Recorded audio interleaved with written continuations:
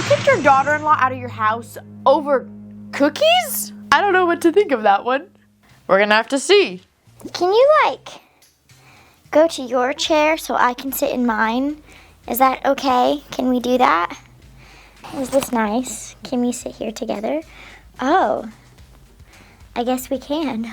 Happy Apple Picking Day! Just some quick reminders for any of our new friends. If you want a chance for your story to be featured on Am I the Bad Apple, you can send it to my subreddit, r/Am I the Bad Apple. And just a reminder, we all come from different branches of the apple tree. And what that means is that we all live different lives. I could read you guys these stories, and the way that you and I and the person down the street hears them could be completely different. Again, just based on what we've experienced. We're never too old to learn something new. So without further ado, let's get started with this week's episode of Am I the Bad Apple? Let's go apple picking! Apple number 1. Am I the bad apple for not letting my biological father walk me down the aisle? I, 20 female, am getting married to the love of my life. 20 male. My biological mother was never in the picture, and my biological dad was an alcoholic until I graduated high school. My biological dad's parents became my legal guardians, and they raised me. I said I wanted my grandfather to walk me down the aisle instead of my biological dad, as my grandfather raised me as his daughter rather than his granddaughter. Both my biological dad and my grandmother are saying it's disrespectful to my bio dad to not want him to walk me down the aisle because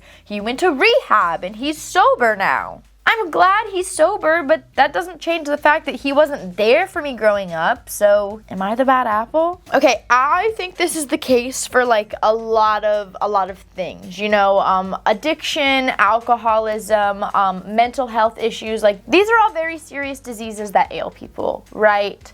It's very unfortunate, it's very serious. And I definitely support those individuals getting help and having support and doing better, right? That's so important. At the same time, I always say that when it comes to something like those issues, those diseases, those illnesses, it's an explanation for the behavior and the treatment that you receive from them. It's not a justification. When you are unwell and you treat someone poorly or you're not there, that will change your relationship with them. I, for example, have experienced in the last year someone really lashing out due to mental health issues, and I do not hate them for it because I feel like that would be unfair. I understand that they were not well. A lot of it was kind of out of their control. They weren't themselves, right? But at the same time, that did fundamentally change our relationship. And there are just some things that you cannot necessarily, you can't just pretend they didn't happen. You can't go back to the status quo and go back to normal because they did happen and they affected me and they affected my life. So while I agree with her, I think it's really great that her biological father is getting sober. That doesn't change the fact that her grandfather raised her. That doesn't change the fact that her bio dad wasn't there for her. And while I really hope that they're able to, build a relationship moving forward, I think that would be wonderful and beautiful. I think it also really discredits everything that the grandfather did for her to just say, oh, well, dad's here now, so move aside, grandpa. No. Just because her bio dad is fine now doesn't mean that her grandfather wasn't a dad to her. And I feel just kind of sweeping it under the rug, acting like it didn't happen, that feels messed up. And I'm really disappointed in the grandmother for encouraging that kind of thing. Poor grandpa. So I'm going good apple because I think she's making the right choice, having grandfather walk her down the aisle and not bio dad. And again, I genuinely hope that they're able to get together and build a relationship with each other from there. But yeah, I think that grandfather deserves the credit here. I agree with her on that, for sure. Apple number 2. Am I the bad apple for encouraging my daughter to be a brat? Whenever my sister Lynn comes to a family event, she never watches her own kids and just expects everyone else to, including my children who have complained about it. She'll leave the room with her toddler there, and her toddler acts like a wild animal. I told my kids, who are 10 and 13, not to be duped into watching that Brat. My sister left her toddler in the room with my 13-year-old daughter when she went to go gossip with my mother, and my daughter just got up and left. Lynn's kid pulled the food off the table by the tablecloth and spilled red pasta sauce all over my mom's carpet. The kid was screaming, and Lynn started yelling at my daughter. Well, that's when I told Lynn that it's her responsibility to watch her own effing kids. Lynn said she thought my daughter was watching the baby, and I asked her, did you ask my daughter to watch your kid today? Lynn said, well, I thought that your daughter was smart enough to just watch kids if they were alone with them. My daughter said, well, maybe Lynn should be smarter next time she thinks of having kids that she can't watch or control. Yeah, that was, I guess, rude of her, but I laughed. My mom told my daughter to help pick up the mess because she helped cause it, and my daughter refused, saying that it was Lynn's fault because she let her kid run around like an animal. Well, my mom said that we could all leave because we had no respect for her or her house. My daughter said that she wouldn't be back until her grandmother and aunt respected her. I took my kids home. My mom thinks that I should punish or talk to my daughter or make her apologize, but I won't. I don't think my daughter did anything wrong, and it's Lynn's fault for not watching her own brats. So, am I the bad apple? Okay, hold on, I have cat hair like in my nose somewhere and I can't find it. Okay, I want y'all to hear me out for a second. I want you to hear me out for like 2 seconds, okay? Because I know the moment I say this, like some of y'all are gonna jump down my throat. So I just want you to hear me out, okay? I think I'm going to go crab apple, but not for the reason that you're thinking, okay? I'm totally on board with this mom teaching her kids to advocate for themselves and stand up for themselves and not become doormats. Like, I love that. There's only a couple things that I don't love. One I think is more serious than the other, and like we may or may not agree on these things, and that's okay, but I'm gonna like explain it to you anyways. I just bit my tongue and that hurts so bad. But anyways, I'll start with like the minor thing that like I really think some of y'all are gonna disagree with me on. When you like get together with your family as often as she says that she does, or at least that it seems that she does, I just have like a personal issue with the way she talks about this toddler. I understand that some toddlers can be difficult than others. You know, a lot of my friends are at the age where they have toddlers. Like I've seen a large range of toddlers, right? I've seen some amazing parents have really easy going kids, and I've seen some amazing parents have some terrible twos and some terrors. Like, needless to say that, you know, sometimes toddlers are just more difficult than others. And so, you know, toddlers also are so underdeveloped. Like, half the time, they don't know the world. They don't understand the world. They don't know what they're doing. Like, they just do things, and they're destructive. So, like, calling a toddler a brat so aggressively and acting like if this was an 8-year-old who went to the tablecloth and just pulled it off the table and all the food spilled, like, that would be a kid that purposely was trying to cause harm, purposely was trying to cause a mess, like, for sure, that would be a bratty kid. But like a toddler is just like grabbing things. Like the toddler didn't plan out, I'm going to spill the food, you know? Like I totally agree that him being there by himself without his mom, not okay. And the mom like needs to take responsibility of that. I feel like a lot of blame is going to the toddler, you know? Like a lot of anger and aggression and blame is going to this toddler that genuinely doesn't know better. Genuinely can't act right, like isn't at an age to where they can make conscious decisions. Like, you know what I mean? That turns me off a little bit. Like, and some of you guys might not agree with me, and that's okay. That's just like a personal thing that I was, and if it was just that bothered me, I would still probably go good apple. But the bigger thing that really bothers me is that the aunt and the grandmother are really hounding the daughter, right? They're telling her that she did wrong, she should help clean up, she should apologize, like all these things. And she's standing up for herself and saying like, no, mind you, she's 13, so like, is she picking the best words? Maybe not, you know, like some people might say that the words that she picked were a little rude, some people might say right on, like I think that's gonna be like a personal preference. My issue is that while the adults are hounding on the daughter, the mom never really steps in and says, I told her to stand up for herself. I told her not to watch the kids. I told her this. Like, I'm really glad that you're teaching your daughter to advocate for herself and stand up for herself. But I think even going behind where the daughter maybe doesn't know, but the adults at least know, that you're saying that you told her to act this way and you told her to do this because you want her to learn to advocate for herself. I think that would be really important instead of just letting her, fend for herself with these adults, like for the first time that she's standing up for herself. You know what I mean? And I know that you told them, like, oh, I don't think she did anything wrong. I'm not going to make her apologize. But that to me is not the same as I told her to advocate for herself. I told her not to watch the kid. I told her not to get involved.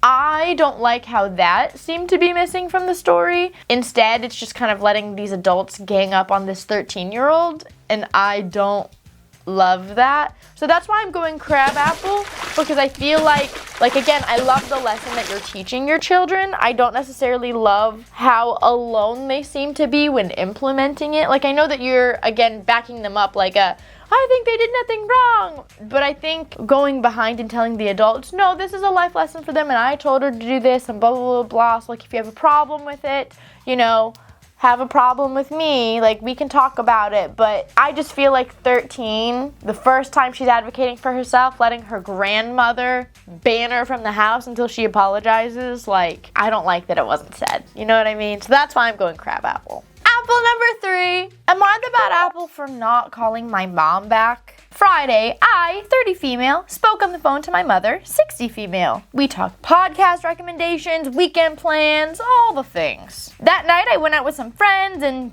got home really late. Saturday, my aunt dropped off my cousin pretty early, and midday, we tried to FaceTime my parents, but no answer. They returned the call later, but we were busy. My aunt came back for dinner, we called my mom with a question, and they mentioned we were together, but we didn't really chat or anything. My aunt and the cousin left, and I went to bed. Sunday, I did chores with my partner and just kind of vegged on the couch. I had no social energy and didn't really check my phone, but apparently my mom called me and I didn't answer. Monday, I was up early for a job fair, spent the day sending resumes, and my parents rang again, but I didn't answer. I was busy, so I just made a mental note to call them later because I was working and in the zone. Around 5 p.m., I decided to prep dinner and my mom calls again. I answer this time and immediately she's all, what's going on? I've been calling you for 3 days. I remind her, we just spoke Friday. I reached out on Saturday and I'm answering the phone now. That's not an extreme amount of time between an adult speaking to their parents. She said, that's not the point. What's so important that I can't answer the phone? I said I was recharging my social battery after living my life, but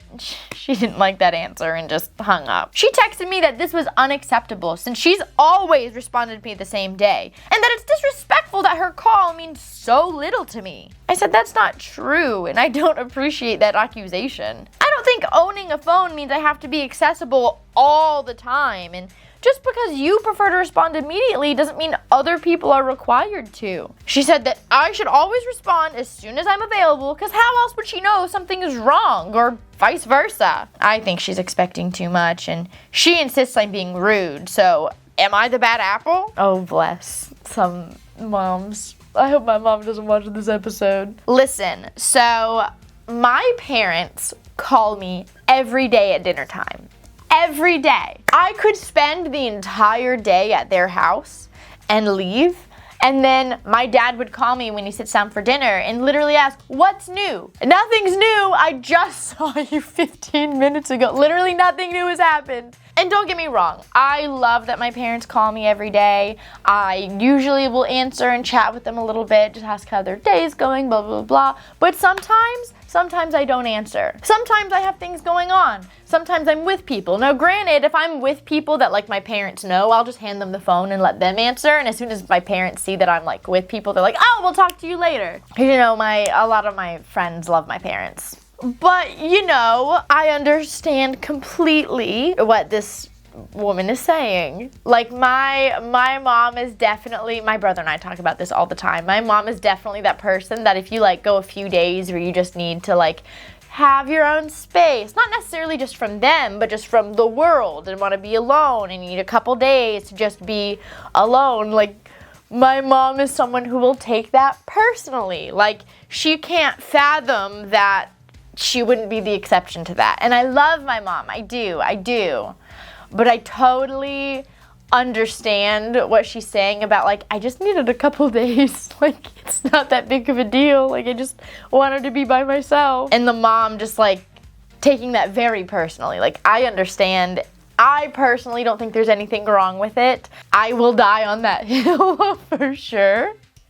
So I'm going good apple. There might be some moms out there who don't agree with me, but I'm going good apple for sure. Because sometimes you just need to take care of yourself and your social battery or your mental health. Like, sometimes just being alone for a couple days means being alone for a couple days and not being hounded by anyone, including your mother. And that's okay. And it doesn't mean I don't love you. It just means that I don't want anyone to talk to me for a couple days.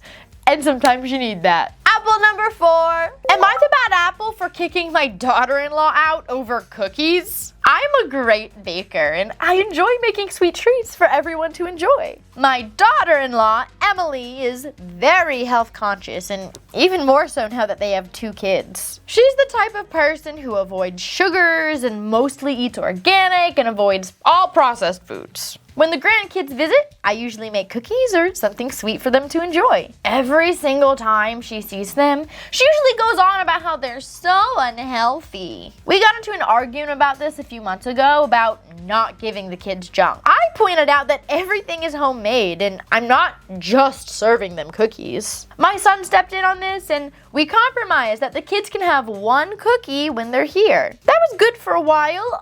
Until yesterday. The kids came over late last night and I made a batch of cookies. They were cooling on the rack and Emily and my son decided to chat a bit before heading out. During that time, Emily went into the kitchen and just threw away the cookies. When I asked her why she did it, she claimed that she was doing me a favor since they were unhealthy. I yelled at her, saying that she had no right to throw away food that I worked so hard to make. She got defensive and said that she was just trying to help, and my son stepped in and told me to calm down, but I was furious. Emily left the room in tears, and now my son is saying that I overreacted and should apologize, but I told my son that I'm not going to be babysitting until he handles the situation, and I will not apologize. So, was I the bad apple? Okay, I want to make something clear before we get into more things. You all know that I'm a huge advocate in, like, grandparents respecting the boundaries that parents make in regards to, like, the grandkids, right? I'm so big on that. I think that's so important. So, like, when it comes to Emily not wanting the kids to have junk, as their mom, like, I think that's valid, but dad coming in, like, the dad coming in saying, well, my parents can give them, like, 1 cookie while they're visiting, like, I think that's really important. Because I'm gonna be so honest. If dad didn't do that, and grandma was just going behind their backs and giving the kids cookies when, like, the parents just kept saying, please don't do that, I would 1,000% be on board with Emily, like, throwing away the cookies. Some of you guys might not agree with that, but that's okay. But the fact that dad stepped in and insisted there be some compromise and insisted that his mom be able to spoil them a little bit, that changes a lot for me. Because remember, like, there's 2 parents when you have kids, and they both have important voices, and they both should be able to make decisions. So the fact that there was a compromise, that grandma should be able to give them 1 cookie each when they babysit, that is very important to me. So, knowing that we had that compromise out there in the world, for Emily to go into someone else's home, throw away the food that they not only, like, spent time, energy, effort, and funds, because you know you have to buy the ingredients to make, that is so unacceptable to me. Because not only did they already compromise that the kids could have a cookie, that also, like, the remaining cookies were going to be for the grandmother and the grandfather to enjoy, or maybe they were going to give some to the neighbors. Like, you don't know what they were going to do with them. That was their food that they took the time, energy, effort, and funds to make, and you just go into someone else's home and throw it away? Oh, I'm doing you a favor. What? What do you know? Like, I cannot everyone has the diet they prefer, right? They eat what they want. Some people like to be super healthy. Some people, like, don't really care. That's fine. I cannot stand when someone tries to impose, like, their lifestyle choices on other people. Like, that just annoys me. It annoys me. So I definitely don't think that mother-in-law was crazy for, like, being angry and upset. I think that kicking her out, like, if you can't be in my home and not throw my food away, then you can't be here. I don't think that's crazy. I don't think that's invalid. I do think that her saying, well, I'm not going to apologize. Like, I think that when you get into an argument with someone, whether you are justified or not in your argument, I think that apologizing that it got to that point, and I think that apologizing that you might have hurt each other's feelings, like, I still think that's important. Like, I don't personally agree with the notion that, like, she should never apologize for anything. Personally, that's just, like, my own thing, and some of y'all might not agree with me, and that's fine. I think that, like, another really great compromise would be that if Emily apologizes for throwing away the cookies, then mother-in-law can apologize for losing her temper. Because even though I think that it was justified for her to be angry, like, I would also be very angry, I think that when you care about people, especially when it comes to family, like the mother of your grandchildren, I think that, you know, being a bigger person, when you're both coming together and apologizing and saying, I'm sorry I yelled at you, I'm sorry that I made you feel bad, like, I don't think that's crazy, you know? So I'm going to go good apple, but I don't love that. Well, I'm not going to apologize, but I think that it would be very reasonable to do that if she apologizes first. You know what I mean? I got 3 good apples and 1 crab apple. Did you get anything similar to me? Did you get something completely different? I would love to know down in the comments. And as a reminder, if you want to transfer your story to be featured on Am I the Bad Apple, you can send it to my subreddit, r/AmITheBadApple. And for your well wishes today, it is National Bowling League today. So if you have some extra time, take a couple friends, go bowling, see who wins. Are you good at bowling? I'm so bad at bowling. Here's the issue. I have baby carrot fingers. Like, literally, look, this is the size of a baby carrot. So, like, I have trouble holding the bowling balls, and my fingers are so small, like, they're not strong, I don't have a lot of muscles in them. So it's hard for me to, like, pick up the heavier bowling balls and, like, hold them. But when the bowling ball is too light, like, it doesn't have enough weight to really, like, you know, go down and hit all the pins the way that, you know what I mean? It's a cycle and I can't win. Thank you so much for hanging out with me today, y'all. I hope you have a great rest of your day and hope to see y'all next week. Bye, my lovelies. Mwah.